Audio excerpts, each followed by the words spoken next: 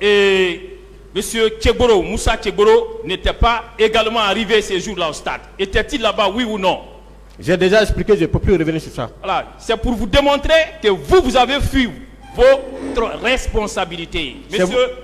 Monsieur Tchegboro a eu à dire ici, et je ne suis pas son conseil, mais je retiens cette parole d'honneur de lui. Lorsque monsieur le président lui a posé la question, monsieur Moussa Tchegboro, pourquoi vous êtes allé là-bas? Est-ce que vous étiez obligé? Il a dit que son devoir de soldat l'obligeait à y être. Et il était obligé de sauver des vies. Il le disait avec fierté. Et je suis fier de lui pour avoir sauvé des vies humaines. Qu'est-ce que vous avez fait? Qu'est-ce que vous avez fait? Dans les mêmes circonstances des temps, vous êtes allé avec lui. Vous avez sauvé quelle vie aussi? Bien. Il y a la différence entre le champ de l'action et l'après-attaque. Il faut comprendre, le champ de l'action. J'ai mesuré la force. J'ai quitté. Après l'action, c'est le ratissage. Il n'y a plus de danger. C'est ce que vous devrez comprendre. Vous n'êtes pas encore une fois de plus militaire. Je dis bien. Ça, je vous l'apprends. Vous savez, quand on vous parle de la non-assistance à personne en danger dans cette affaire, il n'y a pas d'échappatoire pour vous. Vous voyez, il y a eu ces jours-là 2 soldats d'honneur. Je veux parler du colonel Tchegboro qui a eu à sauver Jean-Marie Doré, qui a eu à sauver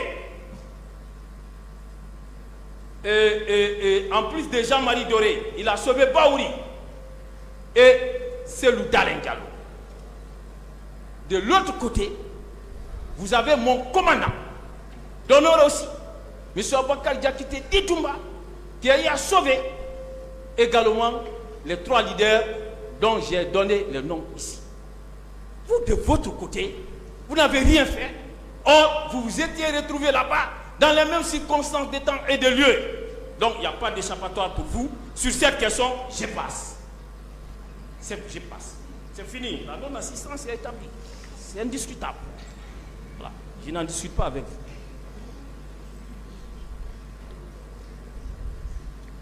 Et lorsque vous avez été là-bas, d'après vos déclarations, M. Aboubakar Diakité Ditumba et ses prétendus hommes que vous lui attribuez se seraient mis à tirer ça et là. Vous n'avez pas compris que lorsqu'il y a une telle situation, qu'il y a un danger et que vous aviez l'obligation d'en informer les autorités judiciaires ou administratives pour que la commission de toute infraction puisse être prévenue ou que ses effets puissent être limités. Je peux parler? Oui, allez-y. D'accord. J'ai largement expliqué le devoir qui m'était dévolu en tant que bon soldat. J'ai expliqué. Je ne peux pas me confondre à quelqu'un qui a déjà commis des infractions et qui cherche à se faire repentir. J'ai sauvé mes gens, j'ai quitté, j'ai laissé des forces qui étaient bien équipées, qui pouvaient agir. Donc, moi qui n'avais que 6 éléments, par rapport à combien de personnes, je ne pouvais pas sacrifier mes hommes. Voilà. Parle des informations dont vous étiez dépositaire. Ces informations, si vous en avez fait usage, en les portant à la connaissance des autorités judiciaires ou administratives, pour permettre à ces autorités de prévenir la commission des infractions qui ont été perpétrées au stade du 28 septembre ou pour en limiter les effets. Est-ce que vous l'avez fait? Bien. 1. Toutes les autorités militaires ces jours, monsieur le président, étaient informées. Il y avait Tarki connecté de part et d'autre. Les informations passaient. Deuxièmement, de ma part, quand j'ai décroché, je suis allé, je n'ai pas gardé l'information par devers moi. En bon militaire, j'ai rendu compte à ma hiérarchie directe. Ma hiérarchie, c'est indéfini. Au planificateur, je l'ai expliqué ici. Planificateur, où il est? Peut-il venir témoigner en votre faveur ici? Où il est? Mais malheureusement, il est décédé, paix à son âme. Et vous savez que si vous ne parvenez pas à administrer cette preuve, que votre responsabilité sera retenue pour abstention délictueuse. Non, c'est vous qui le dites. Le tribunal va apprécier. Saviez-vous que le fait, pour quiconque comme vous, ayant eu connaissance d'un crime dont il était encore possible de prévenir ou de limiter les effets, ou dont les auteurs sont susceptibles de commettre de nouveaux crimes et qui peuvent être empêchés, alors vous avez ces informations, vous ne l'avez pas fait. Savez-vous que cela tombe sous le coup des dispositions de l'article 755 du Code pénal? Vous le savez? Maître, aujourd'hui, j'ai dit hier, je fais confiance au tribunal. On est en train, on a tiré Blaise des accusations qui sont portées contre lui par devant cette grande et auguste juridiction. On cherche des pouls sur le crâne rasé du colonel Blaise pour parler d'abstention délictueuse. Moi, je ne suis pas renvoyé pour ça. L'instruction a été faite, cela n'a pas été retenu contre moi. Moi, je suis là pour des faits de meurtre, d'assassinat, de complicité, de viol, de coups et blessures volontaires, de vol à main armée. Si vous parlez d'abstention délictueuse, mais attention, moi Blaise, je ne reconnais pas cet état de choses. Monsieur Blaise Goumou, je vous apprends que les débats ici sont ouverts et que les faits peuvent faire l'objet des disqualifications et des requalifications tant qu'une décision de justice définitive et irrévocable n'est pas intervenue. Donc, je suis libre de poser des questions. Les faits sur lesquels je pose des questions, c'est faire la figure au dossier. Ce ne sont pas des faits étrangers au dossier. Donc, que vous le chassiez. Et je poursuis. Vous avez déclaré ici, et je voudrais, si vous le confirmez, dans vos déclarations à cette barre, vous dites que M. Farimba Kamara et Sori Kondé n'ont pas été renvoyés devant cette juridiction, alors que, comme vous, ils avaient ces jours-là aussi dirigé 2 équipes des services spéciaux au stade du 28 septembre. Vous le maintenez? Oui, mais on était ensemble. Très bien, très bien. Alors, je suis entièrement d'accord avec vous. Je crois que le ministère public vous entend aussi très bien. Bien sûr. Alors, je pense bien que le ministère public verra ce qu'il y a lieu de faire, hein, pour que ces derniers puissent aussi être poursuivis et renvoyés, hein, ici, en vue d'un procès juste et équitable. Le ministère public fera preuve de votre bonne foi par rapport à cette question. Maintenant, venons-en à votre personnalité, à votre parcours académique. À votre première comparution ici, M. Blaise Goumou, vous vous êtes brillamment présenté comme étant un officier moderne, comme étant un militaire d'élite, sans même attendre une quelconque question de la part ni du tribunal, ni du ministère public, encore moins d'une quelconque partie à ces procès. Pourquoi cet empressement à vous présenter? Pourquoi? Je veux bien le savoir. Bien. J'ai trouvé dans le dossier, je n'ai pas vu une enquête de personnalité me concernant. 2, j'ai toujours entendu de la part du parquet des questions qui vont dans le sens d'identifier les accusés en ce qui concerne leur parcours militaire. 3e, j'ai dit qu'il y a beaucoup de questions d'ordre militaire qui sont passées ici, peut-être que de nature à désorienter les uns et les autres. En me présentant, les gens vont comprendre que je suis en mesure de répondre à toutes les questions relatives au fonctionnement de toutes les composantes de l'armée guinéenne. C'est ce qui m'a permis... Non, laissez-moi finir. Oui, ok, allez-y. Voilà, c'est ce qui m'a permis de faire le distinguo entre les attributions de l'armée de façon globale et les attributions de la police et de la gendarmerie nationale. S'il vous plaît, on va continuer. Voilà. Et vous êtes allé plus loin. Et ça frise le manque d'humilité. Vous avez dit ici... Humilité de la part de qui? Non, je ne manque pas d'humilité. Non, monsieur le président. Vous avez dit, c'est pourquoi on vous enseignera ce que c'est un manifestant. Quels sont les composants d'un manifestant? Quel est l'itinéraire d'un manifestant? Quelle peut être l'attitude d'un agent par rapport à la gestion de la manifestation? Est-ce qu'on peut se permettre devant une telle juridiction composée d'éminents magistrats, on peut se permettre d'avoir une telle prétention? Je vous enseignerai ceci, je vous enseignerai cela.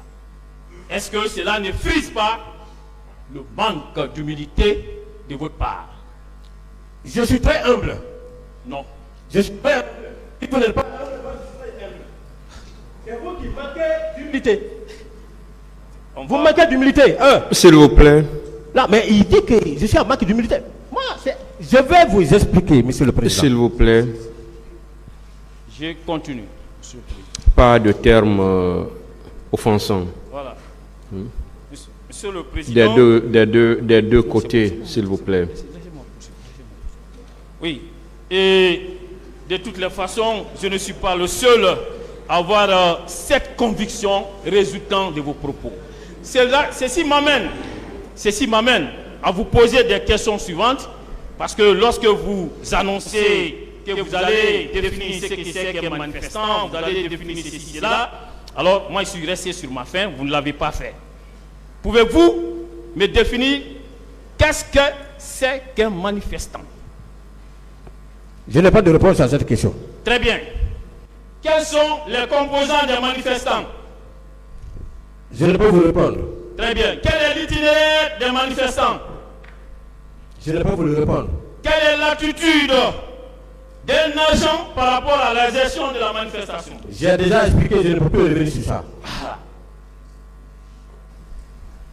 Vous avez continué tout en vous présentant comme l'intellectuel parfait, comme étant le meilleur intellectuel autoproclamé de toute la gendarmerie. Vous êtes allé jusqu'à vous moquer de M. Aboubacar Diakité Ditumba en disant qu'il ne sait rien de l'état de siège. C'est quoi l'état de siège? Vous pouvez nous définir? Qu'est-ce que c'est que l'état de siège? Je ne peux pas vous le définir. Voilà. C'est bien d'être... Je ne peux pas vous le définir. C'est quoi l'état Même si je connais, je ne peux pas vous le définir. C'est quoi l'état de siège? Je ne sais rien. Très bien. C'est quoi l'état de siège? On va tester. On va vous tester votre background ici. On va tester. Hein? On va tester. Allons-y. Qu'est-ce que c'est que l'état de siège? Puisque M. Toumba ne le connaît, ne sait pas, il ignore cette notion. Qu'est-ce que c'est l'état de siège? L'état de siège. Oui. Je vais vous le dire clairement. Allons-y. C'est quoi l'état de siège? C'est un texte. Allez-y. L'état de siège. Non, suivez. Comme vous venez de dire. Moi, si, comme vous venez de critiquer. Allons-y. L'état de siège, c'est le transfert du pouvoir civil au pouvoir militaire pendant une période exceptionnelle caractérisée par une insurrection populaire. Réponse acceptable. On continue. Non, ça vous dire que réponse acceptable. Je suis aguerri. S'il vous plaît. Je suis un officier aguerri. Réponse acceptable. On continue. Toujours le texte se poursuit. Voilà. Quel est l'acte réglementaire qui proclame l'état de siège? L'état de siège est proposé au niveau de l'Assemblée nationale. Non, j'ai dit quel est l'acte réglementaire qui proclame l'état de siège. Le décret. Très bien. Du président. Voilà. Quelles sont les institutions dont les avis sont exigés et qui doivent être publiés dans le JO? On est en train de s'écarter largement du sujet. Je ne peux plus répondre à cette question. Il est collé, on continue. Monsieur Toumba et sa défense vous apprennent que le décret proclamant l'état de siège est pris après avis du président de l'Assemblée nationale et du président de la Cour suprême, et ces avis sont publiés au journal officiel. Je continue. Le texte se poursuit. Lorsque, par voie d'ordonnance, le président de la République prend une mesure nécessaire, soit à la défense de l'intégrité du territoire national, soit au rétablissement ou au maintien de l'ordre, quelle est l'institution qui doit se réunir de plein droit? Je n'en sais pas, je ne peux plus répondre. Très bien. Monsieur Abouaka Diakité du Toumba vous apprenne que lorsque c'est le cas, c'est l'Assemblée qui se réunit de plein droit si elle n'est pas en session. Quelle est la durée de l'état de siège? Quelle est la durée de l'état de siège? Je ne peux pas répondre à cette question. Alors, monsieur Toumba et sa défense vous apprennent que la durée de l'état de siège est de 12 jours. Quelle est l'institution habilitée à autoriser la prorogation du délai de 12 jours pour un nouveau délai qu'elle fixe elle-même? Je ne peux pas vous répondre à cette question. Monsieur Abouaka Toumba Diakité et sa défense vous apprennent que seule l'Assemblée, saisie par le président de la République, est habilitée à proroger l'état de siège. Quelle est l'étendue de l'état de siège? Je n'ai pas de réponse. Ce n'est pas le sujet là qui m'amène ici. Ah, est-ce que vous le saviez lorsque vous posez le problème? Est-ce que vous le saviez? Question, je peux Par répondre. quel acte réglementaire cette étendue est fixée? Je n'ai pas de réponse. Très bien. En matière d'état de siège, quelles sont les autorités compétentes entre lesquelles s'opère le transfert des pouvoirs nécessaires au maintien d'ordre et à la police? Revenez aux faits maintenant, maître. Voilà. Merci, monsieur le président. Il est collé. Alors, on va passer. Il est collé. Il a compris que ce n'est pas M. Abouaka Diakité Ditumba qui ignore la notion de l'état de siège et ses implications. Il en fait partie.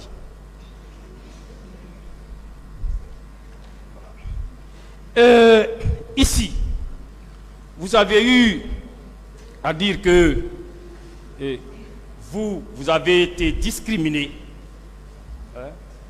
Et lorsqu'il est question de formation, on vous fait appel. Mais lorsque c'est pour occuper des postes de responsabilité, vous êtes discriminé. Alors, pensez-vous qu'en parlant de cela dans ces prétoires, qu'on peut trouver une solution à vos frustrations? Moi, j'ai expliqué le contexte dans lequel j'ai avancé cette idée. Quand on me dit qu'au temps du CNDD, Blaise faisait partie des proches du président Dadis. Quand on me dit Blaise était formateur à Kalia et que c'est lui qui venait faire le compte rendu au président Dadis pour lui parler de l'évolution, du niveau d'évolution de la formation.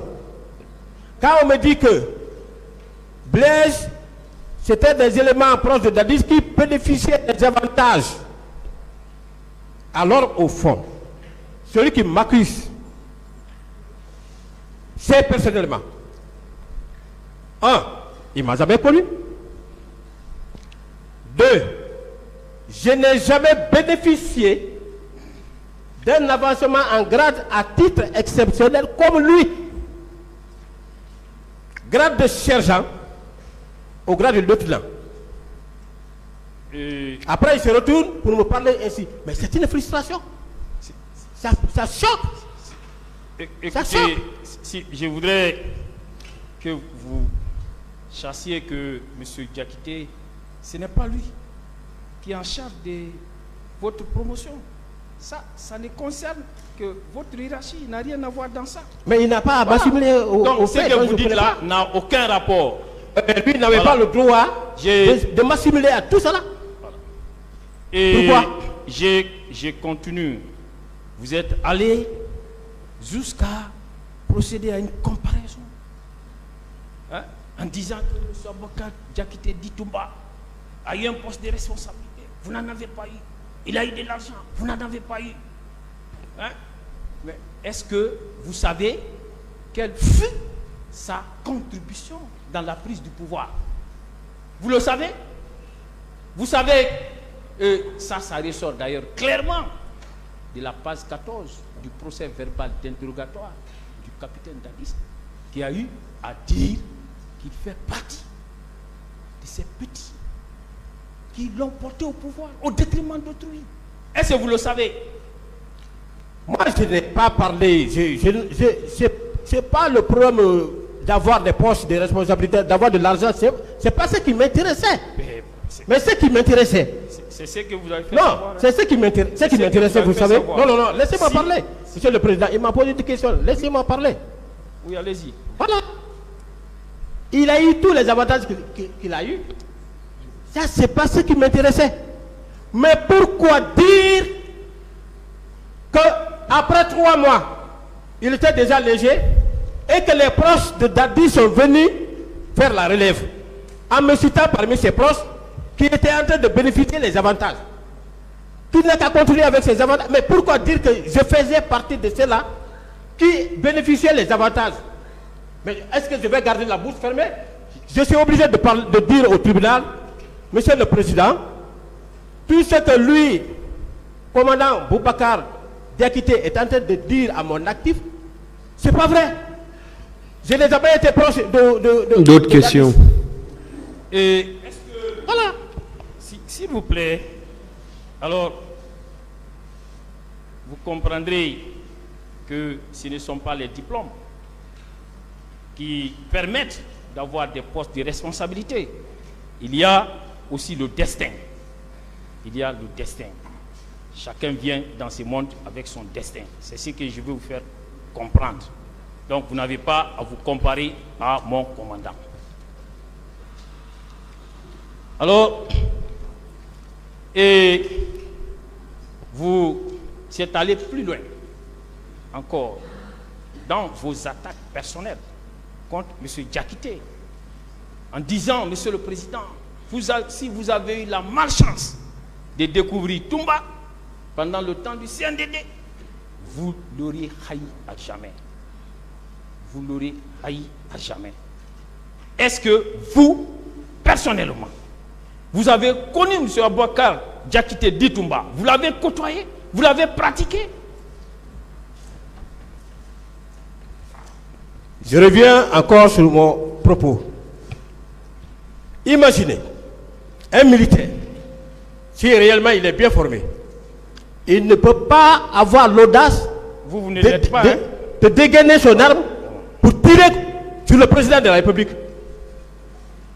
Vous étiez présent? Oh, mais vous étiez présent? Il a avoué ici. S'il vous plaît, sa question est de savoir, est-ce que vous l'avez côtoyé? Voilà, ma question est claire. C'était ça sa question. Non, vous l'avez côtoyé? Je le voyais.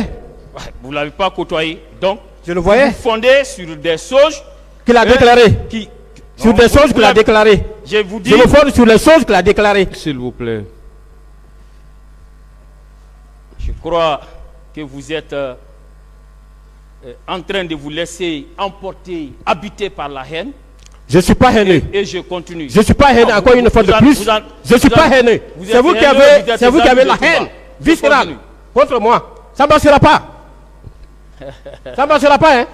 Je vais vous démontrer par A plus B que l'officier qui est là, la Guinée a besoin de lui. Moi, c'est un officier très serein. Voilà. Vous pensez plus... Vous vous rappelez, vous êtes allé jusqu'à dire... Vous avez la haine viscérale contre moi. Vous êtes allé jusqu'à dire ici que mon capitaine Dadis, qu'il aurait même regretté de n'avoir pas fait votre connaissance. Parce que vous seriez à même d'apporter des réformes les plus inoubliables de la République. Mais est-ce que vous pensez qu'on pouvait vous nommer? Est-ce que vous ne savez pas qu'en matière de coup d'État, nos contributions, nos drinks, que c'est cela la règle? Est-ce que vous le saviez? Sur ce point, c'est lui qui a apprécié. C'est lui qui m'a découvert. C'est lui qui a émis ce regret. C'est lui qui a dit que s'il m'avait connu, il allait me faire ceci, il allait me faire cela. Et je vais vous dire, si vous ne savez pas, je vais vous dire, partout où j'ai assumé une petite responsabilité, j'ai marqué ma présence. Vous voyez, il est en train, Non, c'est vous qui dites, c'est vous qui le dites. Permettez-moi. Encore une fois, laissez, moi j'ai du respect pour le tribunal. J'ai du respect pour le tribunal. Je vais continuer. Je vous ai suivi par-ci, C'est par-là. bon, c'est bon. Une autre question. Voilà, je continue. Et mon capitaine vous a apprécié parce qu'il ne vous a pas évalué. Moi, je viens de vous évaluer. Vous avez 0,2. Vous ne pouvez pas m'évaluer. Très bien. Vous êtes loin de m'évaluer. S'il vous plaît. Parlons maintenant des services spéciaux.